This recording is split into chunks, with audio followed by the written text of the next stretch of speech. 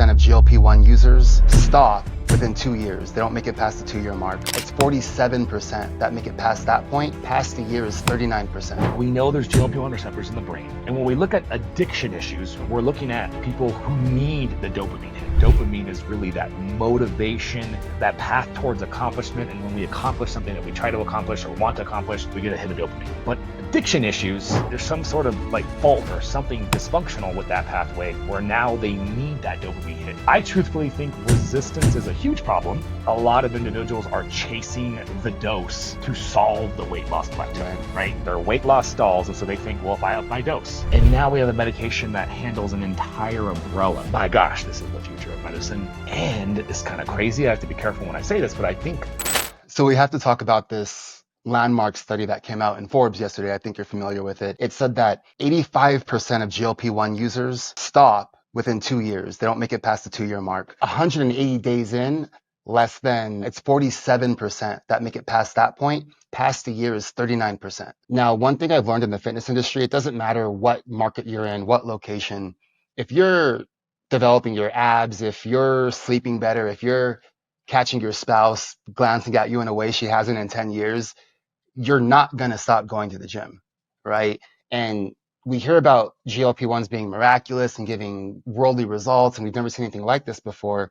So that begs the question, why the hell are over half the people not even making it past half a year? Yeah, that's a great question. And obviously we're speculating here right now, but I feel pretty confident in what's going on. So the obvious is, look, there's people that just didn't have access, right? Access was limited. So we know that it was kind of hit and miss there over the past 2 years. I mean, then there was issues with a couple states that were actually banning Semaglutide. So there was a little bit of kind of craziness there last year. So I think that's certainly a piece of it. But then we get into the other category, right? Like wrecked by side effects. That's a big one. And a lot of you guys watching this can attest to that. Oh yeah, that's why I stopped. Then there's the category of weight loss plateau, right? This is a huge one too. This is a situation where somebody was losing weight and now they stop. Some people continue to take through the weight loss plateau, but then other people are like, well, this is so expensive. Why would I keep taking it if I'm not losing any more weight, right? And honestly, I think that these two make up the majority of the reasons why people discontinue taking these medications. And I definitely want to get into this just from an upper level perspective. This is straight up a lack of coaching, a lack of guidance, structure, program design. I mean, think about the majority of people, individuals out there, they're getting these medications. Some of you are fortunate enough to work with a nice obesity specialist in a good clinical setting who does have a little bit more time with you. Majority of the rest of the world, though, they're getting this from a freaking med spa because their PCPs wouldn't even prescribe it. Well, so you have to have the right game plan. You have to have the right program design in place. So let's talk, first of all of the health ramifications, all of the effects that we're seeing. What happens when you actually do follow the right protocol, when you're on the right path? It's, from what we know, it's not just weight loss, right? We're talking cardiovascular disease, we're talking insulin resistance and diabetes, we're talking mental effects. So starting there, what is the game plan? What is the right path? And what are you seeing clinically in terms of results? Great questions. And just really even just finishing up on the first part of it, right? So really the conclusions that I'm drawing is that the lack of all that program design and structure is why people are getting wrecked by side effects. It's why people don't have a solution to the weight loss plateau. I just want to make that part clear. And specifically, the side effect profile, we know, and this is something our clinic is my medical practitioners have always felt this way, slow and steady wins the race. Because the sheer definition of how we look at these medications and peptides, specifically semaglutide or tirzepatide, is we look at them as a tool, right? A tool that shatters the food chatter, gets us to eat less, right? Clears our foggy thinking, and this is going to be one of the benefits we talk about because people with addiction issues are actually getting some resolution for the first time. So that's fascinating. But we have this compound that removes that barrier and allows the individual to make the better lifestyle choices. So that's why we are so aggressive with our interventions, our lifestyle coaching, because when we get those things into place, we don't need as much of the medication, right? And if you don't use as much of any medication, that's the best way to lower your side effect profile. But unfortunately, like we said earlier, lack of guidance. And so people are out there, I mean, literally titrating themselves because they got it from a med spa, and all the med spa carriers says, let us know when you need a refill, right? The general template is 4 weeks at the starter dose. And then from there, it's kind of all over the place. Weekly, I've seen titration people. I've seen people waiting 2, 3, 4 weeks for every increment. It's all across the board. And truthfully, obviously what we're saying is conservative is better, but I've had so many patients, and this is so crazy, but we've had so many patients that, and we're talking some real metabolic derangement, not your, I want to lose 20, 30 pounds, but people with real busted metabolisms and a heavy amount of insulin resistance, 100 pounds to lose, and they're doing great with 5 milligrams of tirzepatide, for example, or 0.5 with semaglutide, because they're getting these other lifestyle choices in. And to discuss the plateau part of it, and we just did a podcast about that the other day, so I won't waste too much time on it, but essentially a lot of individuals are chasing the dose to solve the weight loss plateau. Right. Their weight loss stalls, and so they think, well, if I up my dose, and I'm not saying that there isn't an appropriate time to do that, right?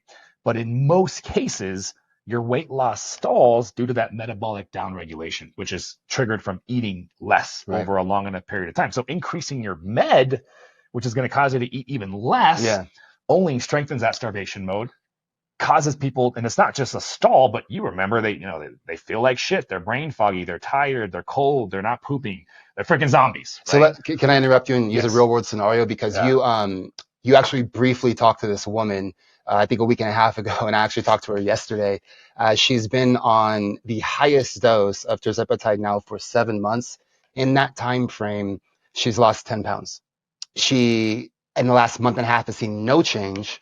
And she knows nothing about inflammation, knows nothing about insulin resistance, has never had her thyroid tested. All she knows is that this isn't working and she's at the highest dose, right? So what do you look at that point? Like, how do you help that person? What do you think is going on there? So for individuals that have got to that point where they're at the maximum dose. Now, if there's so many directions we can go with this, right? So if you're at the maximum dose and you're no longer losing weight, and you were losing weight, right? You could be in the plateau that we talked about, but there's also a concept of resistance to the medication. This is a thing that isn't just a phenomenon that's particular to these GLP-1 medications. I mean, freaking bacteria develop resistance to antibiotics, and we're all well aware of that.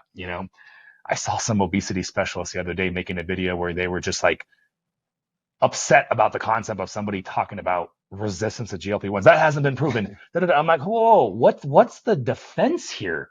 Why are we so scared to speculate about the concept of resistance when we know freaking bacteria develop resistance, right? Again, I get where he's coming from. We haven't been able to prove that it's possible, but and we've talked about this in many flavors over so many different podcasts we've done together. But the lack of research to prove that something is possible doesn't mean it's not possible. It just means it hasn't been proven. So I'm not saying we operate like it's been proven, but we can't remove it from the possible list of scenarios that could be the explanation. So I truthfully think resistance is a huge problem, and we really could add that to the third list of the reasons why people are stopping and because they burn those receptors out. And so again, I go back to the lifestyle, right? So an individual like that, if they were to jump into our coaching programs, and we could probably do a whole separate episode about how you fix that, how to handle a plateau, how to handle that. But really, my medical practitioners would probably put them on some sort of lowering tiered dose, give them a break. We will expect some amount of weight rebound likely. So we got to get these patients mentally like ready for the game. Because they can, think about it, you're freaking out because you're gaining weight. But if you understand, if you have coaching, you have the mental part of it, you're prepared for that because long-term there's a goal while we're doing this. So there's a lot of that component into as well, getting the lifestyle in as much as possible to kind of offset any potential rebound, let them become sensitive to the meds again, and then kind of work them up again. All the meanwhile, though, lifestyle, which I know is around the corner with what we have on today's agenda. So yeah, and I know before that we want to talk about all the different categories of benefits we're seeing, but that's in a nutshell, that's what we would do. Okay. So can we go into benefits now? Yes, I do. We saw that in March, we had some form of GLP that was approved for cardiovascular treatment. Yeah. Right. So we have an expanding pool of treatments and therapies that's only probably going to continue. We already know that there's a cascading set of effects just from losing weight in general. Right. But what do you see as, the top tier, top modes? Like, what's really exciting about this, and how can you, once we do get into lifestyle, push those forward and really catapult them to the next phase? Really just focusing on the different categories Hmm. of health benefits first. So the obvious, we know they're FDA approved for obesity. Originally they were FDA approved for diabetes. And you mentioned Wegovy. So Wegovy just recently in March of this year has a approval by the FDA for cardiovascular treatment. So like severe cardiovascular complications. So but my gosh, when you look at the literature, so I'm going to go down the list and I'm going to try to pull them all out of my head right now because there's so many different things. But one that I'm super excited about is Alzheimer's. I do a lot of work with Dr. Love, neuroscientist. And so we talk about this concept a lot. But when we look at Alzheimer's, many people consider Alzheimer's to be type 3 diabetes. And it's not the official, designation. I think some people may disagree with that, but to me, it makes a lot of sense when you look at the path and the progression for individuals who develop Alzheimer's and various neurodegenerative diseases. Mm-hmm. So these medications are currently being studied as a treatment for Alzheimer's. After Alzheimer's, we talked about cardiovascular disease. So they help heart health. They're improving our outlooks on in the function of the heart. A chronic kidney disease. They did such a good job. There was I can't remember the name of the study, but looking at just chronic kidney disease as a whole, they had to stop the study because the treatment from the actual medication, the GLP-1 that they were using, improved kidney function so well that it was unethical to not give it to the control group. Which I thought was amazing. They had to stop it because it was so bad, right? Non-alcoholic fatty liver disease. So, and we know how detrimental the progression of insulin resistance is, which I think is the root of all this, and how much chronic fatty liver disease contributes to that. So we see a powerful improvement in liver function. Addiction issues. This one is fascinating. So another brain thing, right? So the first one, Alzheimer's, I think that goes back to insulin resistance, but the addiction here, I mean, I've heard reports from our own patients, women not shopping as much, not gambling as much, not drinking as much, not smoking as much. Very fascinating. So I can only speculate at this point, but we know there's GLP-1 receptors in the brain. And when we look at addiction issues, we're looking at people who need the dopamine hit, right? So we have dopamine, which is more than just addiction. Dopamine is really that motivation, that path towards accomplishment. And when we accomplish something that we try to accomplish or want to accomplish, we get a hit of dopamine. But addiction issues, there's some sort of like fault or something dysfunctional with that pathway where now they need that dopamine hit. In order to get that dopamine hit, they need the cigarette. They need, even thrill seekers, that's an addiction too. They need that dopamine hit to feel at ease, right? To feel normal. They feel off without that dopamine hit. So there's something dysfunctional there. But we know that these GLP-1s act on that dopaminergic pathway, right? So what they're doing, who knows? I mean, I'm super excited to dig into that literature. Again, just kind of thinking out loud, maybe they dampen that whole pathway so that the person already has increased dopamine in the brain, so they don't need that hit to feel at ease. I mean, I don't know, but that to me blows me away. So that's really, really cool. But we talked about kidneys, we talked about liver, we talked about Alzheimer's. I haven't seen studies being done yet, but we know even joint dysfunction. So many patients report their pain going away. So chronic pain issues gone. And I have so much respect for Dr. Tina. What she's doing, she's a naturopathic physician. And out of everybody I've seen, she's more aligned with my philosophies and how I look at this than any other person. So definitely love her work, and you guys should totally check her out. But she, like us, has a history with working regenerative medicine and stem cells. And so, we've been doing that for so many years and watching patients. And I knew back in the day, we always put them on fish oil. We always did things to treat the underlying issues, because joint dysfunction is aggravated severely when you have metabolic derangement, when you have chronically elevated blood sugar levels and chronically elevated insulin levels. So that's huge. Autoimmune diseases. Patients with autoimmune diseases are noticing massive improvements. And then finally, GI issues. And there might be some more conditions, honestly, but this is the laundry list of things that they're currently researching right now. And we've never had medicine. We've never had medicine that looks at all these different, that helps all these different categories. Think about blood pressure meds. You think about cholesterol medications. You think about blood pressure, cholesterol, blood sugar, diabetic medications. all those meds, multi-billion dollar industry, right? Right. So many people need them. And I'm not saying you shouldn't take them, but those medications literally handle that one downstream symptom. And now we have a medication that handles an entire umbrella. So why is that? In my opinion, it's because we've never had a medication that actually gets to the root cause of I'm not going to say everything, but I think the majority of health ailments in one way, shape, or form is being driven by this metabolic derangement, which is essentially insulin resistance coupled with inflammation, driven by multiple other factors like genetics and toxicity and a lot of other components, a lot of those out of our control. But what's within our control is that insulin resistance. And so, my gosh, to me, that's why I think this is the future of medicine. And it's kind of crazy. I have to be careful when I say this, but I think these medications quite literally could put bigger pharmaceutical companies out of business. Because imagine if practitioners actually prescribed these at that first onset of insulin resistance. Don't know if that's ever going to happen, but pretty wild stuff. Yeah. I'm going to attempt to have you square these two worlds now. You just told me about the potential likelihood of maybe replacing statins and atenolol and all these medications and, all these metabolic improvements that you can see and prevention of neurodegeneration. But think about the first thing we started talking about today, which is 47% of people don't make it past the first 180 days. Right. What the hell are they doing wrong? Because again, if I hear all this and then I get on this medication and I have 100 pounds to lose, I'm not going to get there in 6 months. Why am I stopping? Right? It doesn't happen with the people that we work with. So not to sound cocky, but there has to be a missing link somewhere. And this is lifestyle, right? So we're talking about lifestyle strategies, but, going back to the last thing I said, which was getting to the root cause, right? And now I want to bring up the dichotomy in healthcare, right? We got allopathic medicine, Western medicine, and we have holistic medicine, which embodies a lot because it is important. What are the fundamental differences between Western medicine? I don't want to call this just Eastern, but holistic, right? Allopathic is very focused on technology, on science, specifically drugs and surgeries. And nobody should poo-poo this because millions and probably even, we'll just say millions for now. God knows what the number is, but a lot of people have their lives today because of Western medicine. So I don't poo-poo Western medicine. I wholeheartedly embrace it. Okay.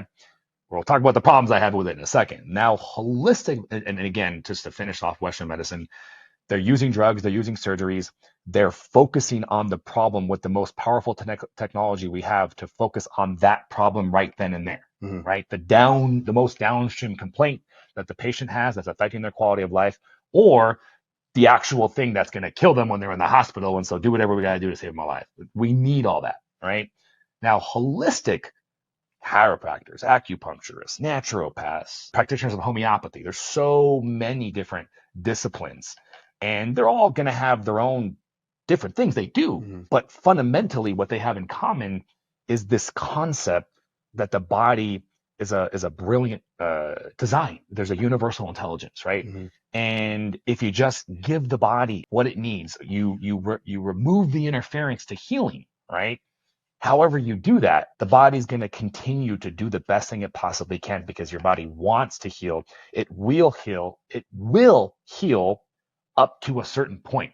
But unfortunately, due to many, many, many different things like we talked about, stress, inflammation, toxicity, shitty diet, all this stuff, our bodies are just now they're speaking up. Like, I can't handle this shit anymore. This is way too much. And so I bring all this up because when we take it back to Western medicine now, I'm not going to say they don't believe that, but they don't operate with that. Now, talking to many practitioners, they don't believe that. And some of them do. And I'm always so thrilled and amazed when I can meet a medical doctor who went to medical school and fully embrace holistic medicine. To me, that is so beautiful and hard to find. For me, I went to chiropractic school. So it was, and I kind of already had a bit of my parents are not in healthcare, but they've always been more healthy. So I kind of just had these things naturally. And so that's why I wanted to become a doctor of chiropractic and not an allopathic practitioner. But allopathic practitioners, we'll just say, medical doctors, you go to school for 4 to 8 years just to get your degree, and then another, residency, and you're indoctrinated. And I say, and I choose that word carefully, but you are taught even if that's extreme, you're taught an entire education that is so focused on this, what we just talked about, that how would you have room to even believe that this is a possibility too? Mm-hmm. So it ends up having these practitioners that come out that are very segmented, and now you want to then go hit the real world. It's very difficult, I think, for an average person's brain and capacity, willingness to be wrong, mm-hmm. willingness to say, hey, not everything, but a lot of what I learned is actually untrue, or there's a lot of missing information. And how the hell can they encompass that? It right. takes a really uptone individual, and that's why I'm always amazed. But kind of going back to where I was going with that, from a pharmacological perspective, the GLP-1s get to the root cause. But functional practitioners, holistic practitioners, like, no, that's not no drug is ever going to be the root cause. Mm. It's freaking lifestyle interventions are going to be that address all these different categories that we talked about, and we're going to get into some of these here. That's the root cause. For me, I'm 100% in this category. Like all the problems that exist with Western medicine, the problem that sometimes does exist over here is that they do the same thing that these guys do to them. They kind of poo-poo the meds.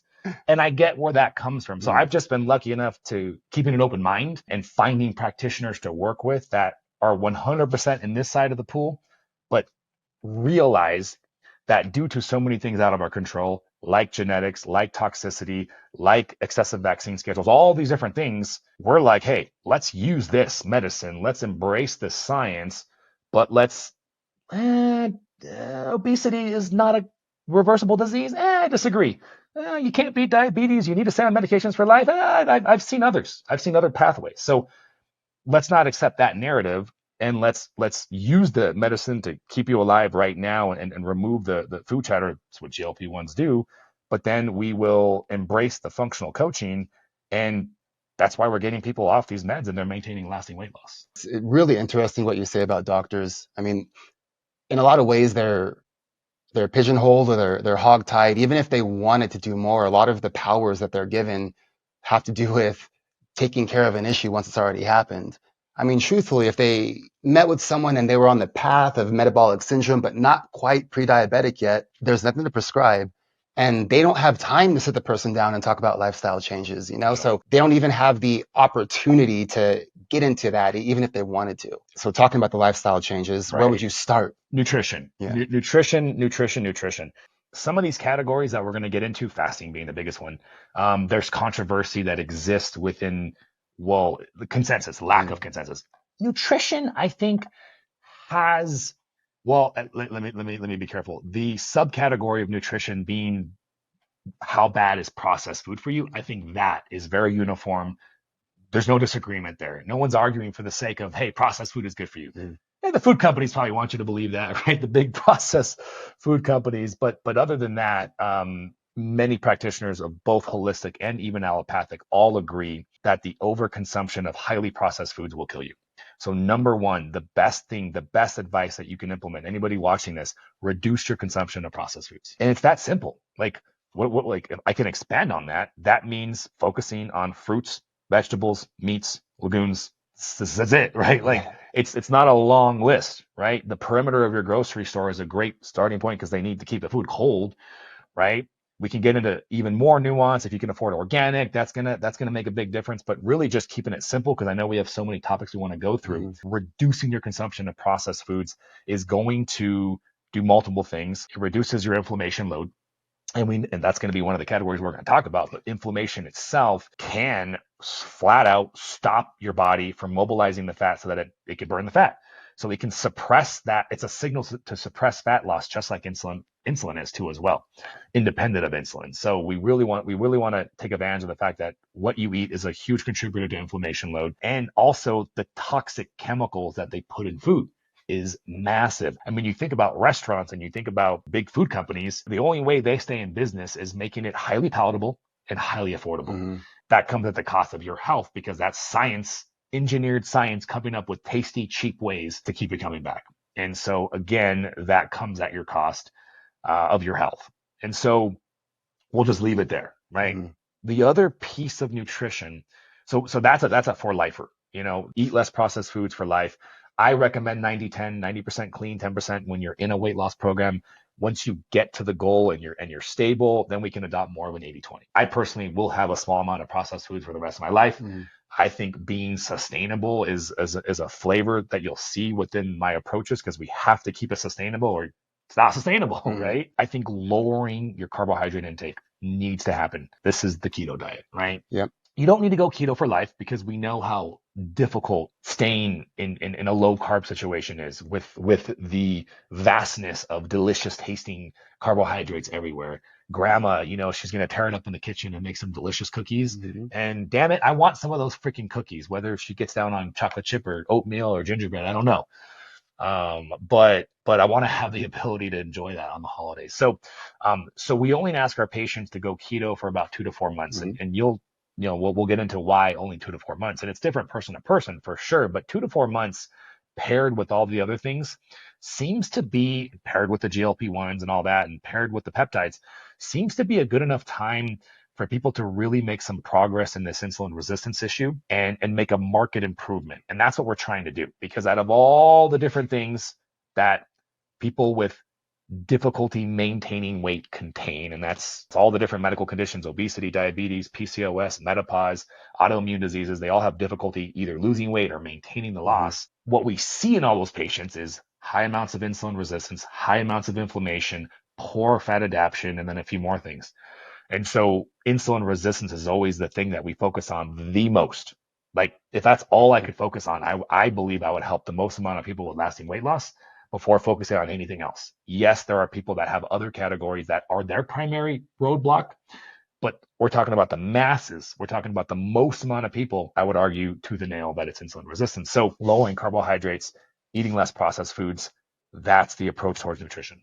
And if someone is not during a keto phase, they're still trying to maintain a mainly whole food diet, I want to know your opinion on bread, because everyone out there has a completely different opinion. Some say, you know what, sourdough is fine. You're not going to trigger an insulin spike. Stick with that. Some say as long as it's whole grain, whole wheat. Some say absolutely not, none at all. It's all technically processed.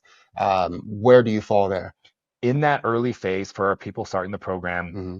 because of the density of calories and carbs in bread, we stay away from it. Mm-hmm. Not for life. Yes, I am in the camp that sourdough is much better for you than basically the rest of your bread. Mm-hmm.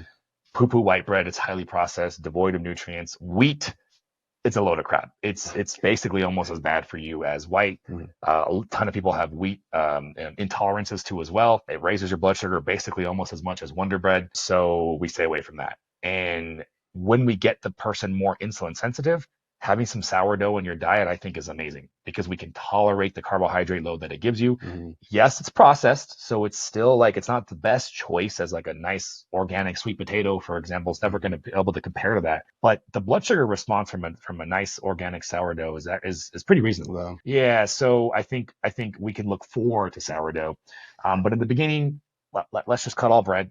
Let's cut most of your high glycemic fruits. Let's leave some delicious berries, because they're very freaking low in glycemic, and they're extremely high in multiple categories of phytonutrients. And let's get the rest of the pieces in. Okay, so we got low glycemic fruits, veggies, legumes, meats, and fish. Meats, fish, small fish. Yeah, and when people want kind of like visual representations of this, because it's the anti-processed food diet, that's what I call it. But if you want visual representations of this, Mediterranean and paleo. That kind of helps people. Like, I can Google that and I can find a list, right? Yeah. If you have no clue where to start, paleo, Mediterranean, but then just a keto version of that. So you'll look at the things and you'll see some of them are higher on the carb. Cut those out for a couple months, and then focus on what's left, which is the fats, the proteins, and the fibrous vegetables in the category of paleo Mediterranean. And food's found in nature, right? If you can find it out there in the wild, probably good for you, as long as it's not high glycemic. Yeah, I mean, look, we can have a whole other conversation about mutant apples that are this big. And then when you go to a farmer's market, I mean, have you seen some of these apples? I mean, they're like a softball. I didn't know what a real banana looked like until about 2.5 years ago. It's nothing like what we see at the store. Oh my God. Yeah. I mean, I think the best example is a softball versus a baseball. Yeah. That's actually, now I've never thought about that, but a softball is what you see these mutant apples. And then a baseball, if you ever get organic or a farmer's market apple, very, very different. I think of Dr. Gundry because I think he's spot on. Yeah. I hate to see the misrepresentations of what people say against him because of the work he does. But I think whenever you're curing disease, it goes against modern medicine, you are always going to be attacked and suppressed. I wholeheartedly agree with him, probably over 95% of what he preaches. I will say this though, yes, mutant apple is not ideal, but once we get you more insulin sensitive and you can handle it, am I freaked out about you having a mutant apple compared to so many other things? No. So, but I think again, they twist his words because he's talking about getting you to that healthy place too as well, which is no different than what I'm trying to do. But anyways, if no one's talking bad about you, you're not doing anything important. I think so. All right, so let's move on past nutrition to tier 2. Tier 2, baby. All right, this is the controversial one. This is it right here. Fasting. And no, we're not talking about intermittent fasting. We are talking about aggressive, prolonged fasting. So what I've created is the flow protocol, FLOA, fasting like our ancestors. The flow protocol is my structured approach towards prolonged fasting. It was missing, right? Because when you look at fasting, people think of intermittent, and most people agree with the 16-8 concept. Yeah. But then when we get into prolonged fasting, which is anything beyond that, it gets really hazy. 1.5 days, 36 hours, 48 hours, 3 days, 5 days, 7 days, 12 days. There's that guy, Angus Barry, who did 365 days and he lost all his weight and maintained it. Holy shit, that's crazy, right? Where do I even start, right? And some of the best fasting gurus and health experts that I follow all agree that there's something magical about prolonged fasting, but none of them really came up with some sort of protocols. Like looking at long fasting, right? The benefits, a massive caloric deficit. A lot of proponents against fasting will say all the benefits only come from caloric restriction. If that were actually true, which is not, there's a ton of data. Just go research Sasha and Panda. He had a couple podcasts with Andrew Huberman, but he does so much research on fasting benefits independent of calorie restriction. Just to be clear. But the benefits of caloric restriction are so amazing from a 48-hour fast. I would rather just do one long fast, get my entire caloric restriction in, and then go have a bunch of calories the rest of the days, not have to worry about counting, not have to worry about all that bullshit because that's so difficult to do and unsustainable. But the good news is there's so much more than just caloric restriction. The second most powerful piece of it is lowering chronically elevated insulin levels. Now, we talk a lot about this in all our other shows, so I'll be super brief. In order to fix chronically elevated insulin levels, you have to fix insulin resistance. It's those elevated insulin levels that lead to the resistance, and it's the resistance that leads to more insulin. So we need to be aggressive at lowering insulin levels as much as your body will lower it if you're still resistant. And fasting for long periods of time, by definition, is the most powerful thing you can do to lower insulin levels to give those cells time to heal so that you can therefore have even lower levels of insulin, or better yet, tolerate carbohydrates in the future, which is more sustainable. That's a massive, massive benefit. Reducing inflammation loads via cellular autophagy, which is an amazing regenerative healing piece of it. Becoming fat adapted. Ketogenic diet. We talked about how amazing that is. People have called a ketogenic diet a fasting mimicking diet because what they have in common is the effect on insulin levels and the effect on becoming fat adapted. Right? So that's huge. When we become fat adapted, what we're saying is we are becoming metabolically flexible. Metabolic flexibility is a powerful term for the body's ability to kind of alternate fuel sources, right?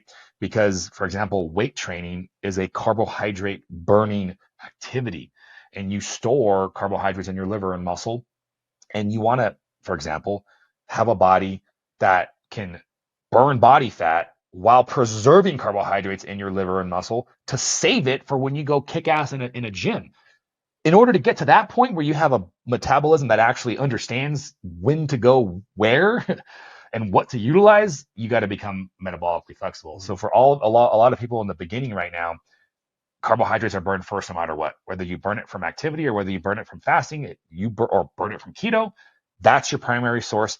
And then you go into fat. And it takes time to train that.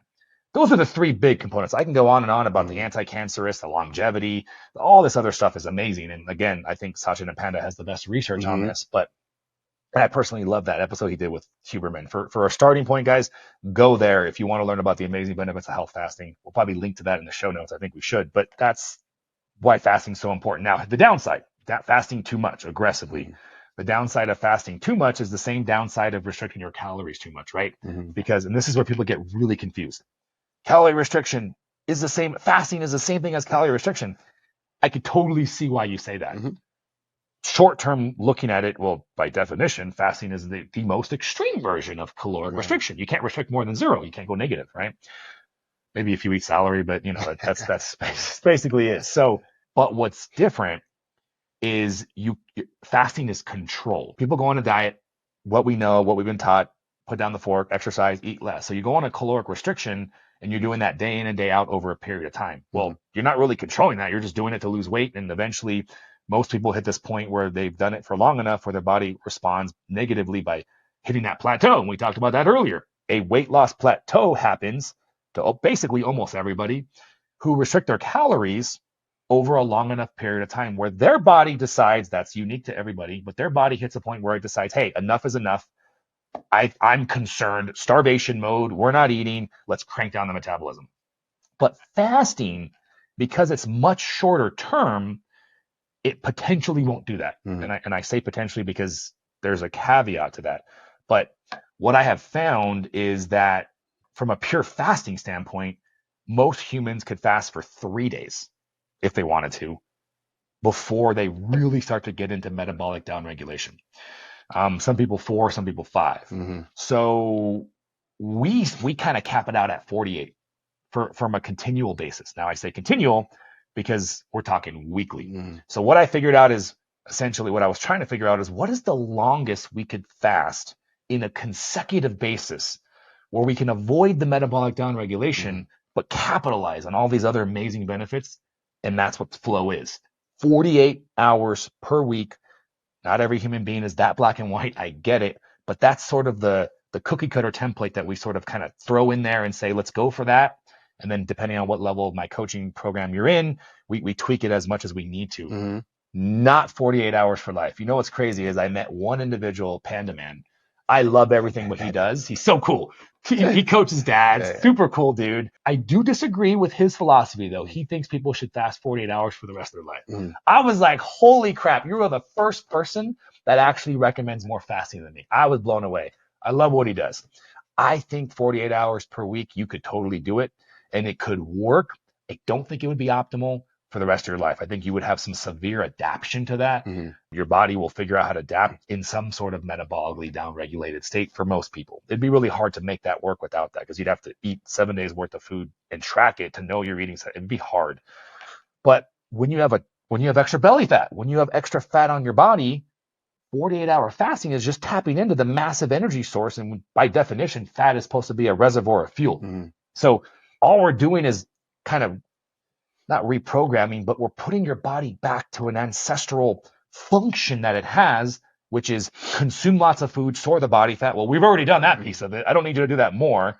But now let's get your body back to what our ancestors did for millions of years, which is during extreme times of famine, their body got into a ketogenic state where it would run off of that fat fuel. And that's what it would do. And it kept them alive and until they feasted and they were able to kind of come out of that, right? So that's sort of my entire approach towards fasting. And it's controversial because a lot of the medical community definitely poo-poos on that much fasting. I get people all the time that think, I thought it was dangerous to even do intermittent fasting. I was told I have to have a hearty breakfast in the morning and oh my gosh. And it's such bullshit. It's such bullshit. And I will say this because we're going to talk about protein in a second. There's a lot of very recent understanding right now about how amazing protein is and really because of muscle. Dr. Gabrielle Leon, guys, you need to check her out. Her definition of muscle mass is the organ of longevity. It blew me away the way she talked about it. And so many people now are starting to question fasting. And here's where I disagree. And I'll tell you guys my hypothesis here. But just because we now know really truthfully how important muscle mass is, number one. Number two, because we know that some people who do intermittent fasting will not consume enough protein. That's where I can respect the question of whether So we have to be careful. You have to pair the fasting that I'm talking about with adequate calories and adequate protein to counterbalance the Yes. fasting. Hence why my book is called Fast, Feast, and Flourish. So yes, that's my end rant for fasting. I can piggyback off that. I did recently read a study about this. So it is about 3 days. The average individual with no history of fasting can go around the 72-hour mark before they start downregulating their metabolism, catabolizing muscle, and producing more cortisol. Now, there is also the effect of the increased growth hormone response that is, of course, protective of muscle. So you of course do have to be careful, but as the data comes out, it's heavily leaning more and more towards the benefits of prolonged fasting. I mean, I just heard someone talking about um, World War II Holocaust survivors and why so many of them became centenarians, and turns out they're linking it to fasting, Yeah. right? Yeah. So, Amazing. yeah. And on that point, let's jump right into protein then. Yeah, protein, and that's kind of part of Yeah. the weight training. But so protein is the formula that I like to tell patients is you look at your total weight right now. So if Mm. you weigh 200 pounds and you should weigh about 150, rough estimation, right? Obviously body fat percentage matters, but gross kind of estimate, you should weigh 150. So you should be striving to consume between 150 and 200 grams of protein. Now, I think 200 grams of protein is probably a little overkill, but most people tend to underestimate their protein requirements. So and if they do shoot 200, I have no problem with that. I'm not concerned about that. Maybe in situations with kidney disease, I might be a little concerned. Outside of that, overdoing your protein, all that's going to do is it's going to be converted to glucose via gluconeogenesis, which is actually not a bad thing to happen because it's very inefficient for your body to convert amino acids to glucose. It expends a lot of calories to do that, which is why you've always heard high protein diets are effective for weight loss. We know that because protein is very satiating and protein is very metabolically costly to convert over to carbohydrates and glucose. So you want that in your favor when you're trying to lose weight, exception being some current active kidney issues, which, your nephrologist would be working with you to guide you because it's weird. There's stages when protein's okay, and I'm not a nephrologist, but you want to make sure you're working with a nephrologist if you have any kidney issues. But generally, I think protein is extremely safe. It's not the protein that's magical. It's the protein's effect that brings us to the big topic here, which we just talked about Gabriel Leon, muscle mass. And it's so amazing for us to finally see. I mean, look, fasting is still in the glory, but I think it's kind of calmed down, right? Like, and now it's muscle, right? Muscle's in the show when we're talking about the popular thing right now, rightfully so. Like, our backgrounds working in gyms, man, we've always knew how powerful muscle mass was. Really, we never thought about it as more than a tool for just fat loss. Like, it was always fat loss. We never talked about it as longevity. No. Holy crap. Maybe for bone density a bit. Yeah, Right? we knew about That's bone. about it. We knew about bone density. We knew old people would if they fell down, they would be less likely to fracture, and but to the degree that we see now, that muscle mass, and I love the way Dr. Tina said it. God, what did she say? She was just on the podcast with Stephen on the Diary of a CEO. She said muscle mass is the currency of metabolic health. And I saw Stephen's face, and he was like trying to understand this, right? Because he's had a lot of health gurus on his show, but no one like Dr. Tina. I have so much respect for her. Obviously, I think she gets her muscle longevity data from Gabriel Leon, but really, you notice everybody has a difficult time actually explaining the why. Stephen was trying to ask the why, and she didn't really have, and it's not her fault. I mean, I don't think we actually really know yet.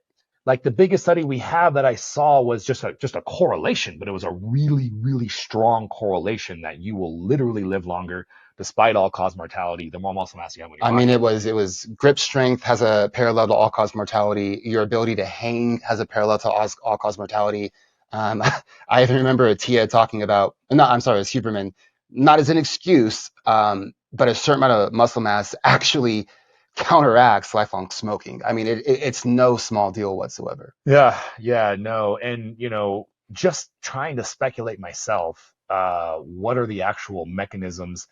I was talking to another mentor of mine, and we talked about this too, right? So I asked him the question, does building muscle mass make you more insulin sensitive, aka does it reduce insulin resistance? Or does reducing insulin resistance allow you to build muscle mass easier? And he was like, whoa, no one's ever asked me that question. And he kind of like, And he's like, I don't know the answer to that. Like proven wise, like it's kind of like the chicken and the egg thing. Insulin has that anabolic response too, so you have to take that into account. Yeah, I truthfully think it is the chicken and the egg. Chicken and the egg. We don't know which side, but I think it's one of those things where they're both true. You can become more insulin sensitive. That will produce an environment that fosters muscular growth, but you can also focus on the muscular growth, and by definition, that will make you more insulin sensitive because those muscles are like sponges for glucose. You've seen how many carbohydrates these freaking bodybuilders have to put down, and they're ripped. They're ripped because they've gotten their body to that point 2 to 3 times the amount of muscle mass of your average human being, and big giant sponges to soak up all the glucose. They can't get resistant, although some of them do late stage. I think that's more from excessive growth hormone use, and we talked about that. But in any case, muscle mass is extremely important, and it becomes more important when we're discussing GLPs, not because GLP, and I just want to squash that right now. I know we're almost out of time. GLP-1s don't cause muscle mass directly. In fact, hormonally speaking, they produce a favorable environment to foster muscular growth because they improve insulin resistance. But they cause such a massive caloric restriction. And again, going back to that article, and I'm so glad you brought it up, people aren't getting coached. They're not getting guided. They have no freaking clue that they should be conscious of the fact that they're likely going to undereat. And it makes sense why they wouldn't. We know it's going to suppress appetite, but for people who are so used to overeating, nobody thinks innately, I better be careful about undereating. That's like, we've never had that problem, right? But now we do. We have a freaking zombie apocalypse in front of us because the majority of people on these medications are undereating and they don't know. And what's worse, undereating protein, losing muscle.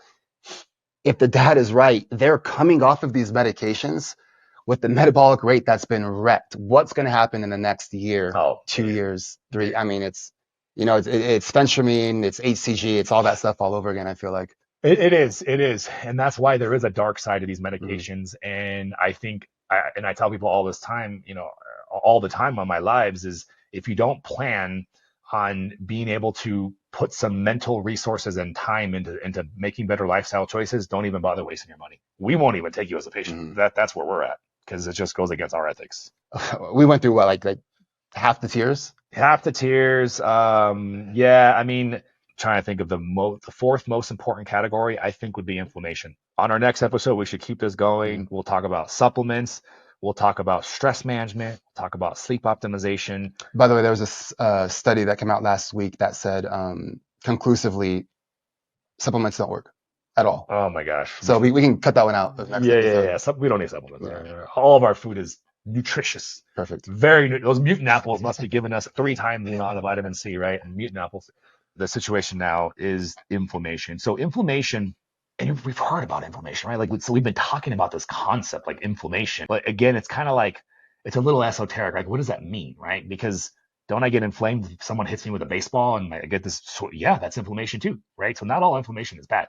Acute trauma needs inflammation. We need inflammatory responses on an acute level to fight pathogens in our body. Our immune system uses inflammatory processes. So it's not all inflammation is bad. What's bad is when we spill over from this sort of acute, does it sound familiar? Transient rises of insulin, chronic insulin, short-term acute inflammatory responses, long-term chronic inflammation. Are we seeing a pattern here? Are we seeing a trend here? So like anything in excess, right? The poison is in the dose, so to speak. So chronic inflammation is problematic. Kind of like mitochondrial dysfunction. When we kind of work backwards and looking at a lot of diseases, we always see chronic levels of inflammation. And it's tricky. Like inflammation is so tricky because yes, you can test CRP, you can get a blood test for ESR, and good luck getting your insurance won't cover these. But if you work with a functional practice like ours, you can pay out of pocket, not too much, to get an ESR, to get a CRP. But those can come out low, and from a functional world, we know you can still be inflamed. So this is tricky. With inflammation, it's not even something that we necessarily try to be objective about. We just know, based off of the symptoms we're seeing in front of us, that you have excessive levels of inflammation. It hits your energy. It can zonk your energy. It can make it difficult to lose weight. It can affect your immune system. It can exacerbate the insulin resistance. By the way, insulin resistance and insulin tend to go hand in hand with inflammation. The more insulin resistant you are, the higher your blood sugar is, the higher the inflammation levels are. The lower inflammation is, the lower your insulin resistance will be. These two are very tightly wound, even though they're different things. Kind of like that thing we talked about, muscle mass and insulin resistance. So it's very interesting. So what we know for certain about inflammation is if we want to be healthier, if we want to have more success with lasting weight loss, we need to bring down inflammation. For some people, like patients with autoimmune diseases, like Hashimoto's is the most common one, that is extremely challenging. We can all have a little excess inflammation here and there, some people worse than others. But when you have an autoimmune disease, and millions of people are suffering with autoimmune diseases, it's like the insulin resistance version of inflammation. It's a condition that's creating inflammation kind of on its own, right? Independent of the lifestyle, right? That's what insulin resistance does with insulin, and that's what inflammation, that's what autoimmune cases are. You know, and autoimmunity essentially is, and the why, we don't have time to get into it, but in autoimmune patients, and it doesn't matter which autoimmunity we're talking about, there's hundreds of different conditions affecting different parts of the body, but what's happening is the same, right? That's why I don't look at them as different diseases. You have a erratic immune system that's targeting specific tissues for destruction, right? And the targeting with antibodies, the destruction when stressed out, is very pro-inflammatory. And so I have to mention low dose naltrexone because I think LDN it's a game changer. Our medical practitioners have put thousands of people on it, and we've seen such a positive response within as little as 1 to 2 weeks, sometimes, you know, like anything 4 to 8 weeks, but both reduces inflammation, dampens the immune response. And just like GLPs for insulin resistance, this kind of opens up a window of opportunity to get the ball rolling, to get some results from the lifestyle and progress. So I think any person suffering with autoimmune disease, especially if you need to lose weight, considering LDN to go along with your GLP-1, talk to your healthcare practitioner about that, or you can work with us because we provide nationwide, but is a must, is an absolute must. So yeah, what do we see the most? GERD, SIBO, PCOS, Hashis, menopause. I mean, yeah, LDN is incredible. That cannot be overstated.